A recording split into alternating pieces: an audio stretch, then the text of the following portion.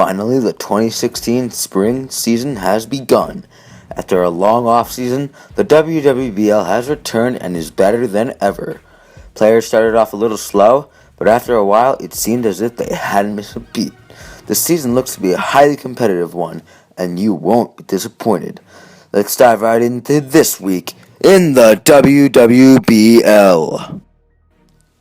The San Diego Sharks started off the season poorly, going 2-8. Although the record doesn't show much, they competed with other teams in the league. In Ryan Smith's absence, the offense was solid.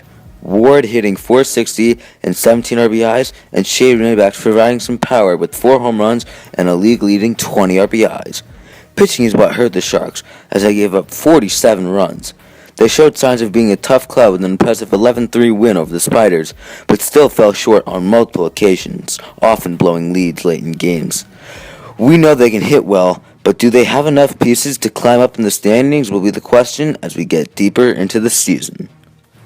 The CT Spiders shocked the league with a great start to the season. Brian Rabacs and Charlie Roof carried the offense, with help from Russell Krause. Luke Yokoy, one of the league's top performers a season ago, couldn't find a sweet spot, hitting .091 on the day. Luckily, the newly acquired Charlie Roof hit .429 with 2 home runs, and Brian Rabacs hit .391.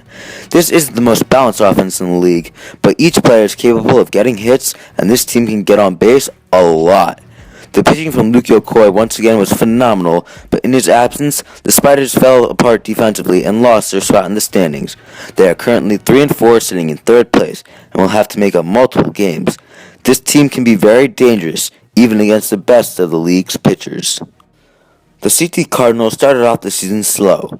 I mean, really slow. They started out 2-4 on the day and were struggling to get on base. Then, out of nowhere, Chris Veneruso turned things around with not 1, not 2, but 4 straight shutouts. He got things going, not letting anyone make it around the bases.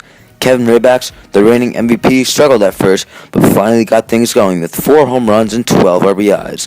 Veneruso, Thaw, and Travers combined for 5 home runs and 11 RBIs. They looked very strong towards the end of the day, especially on the defensive side. They finished 6-4 and looked to catch up to the Yellow in the standings, who they have beaten in their past 2 meetings.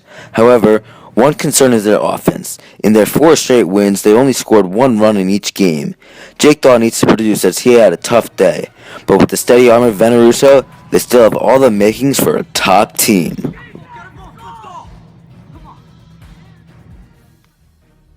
The LA Yellow picked up right where they left off. They didn't miss a beat all day, going 7-2. Moore and Greer were solid at the plate. Greer with the league-leading 6 home runs and 16 RBIs, and Moore with the league-leading .477 batting average and 4 home runs to add to that. They were able to score runs with ease, and their opponents, not so much. Andrew Moore looked even better on the mound, already surpassing last year's strikeout mark. He finished the day with 37 strikeouts. You heard that correctly. 37 strikeouts. If the Yellow can get Lindwall to hit as good as he is capable of, the LA Yellow will be a force to be reckoned with.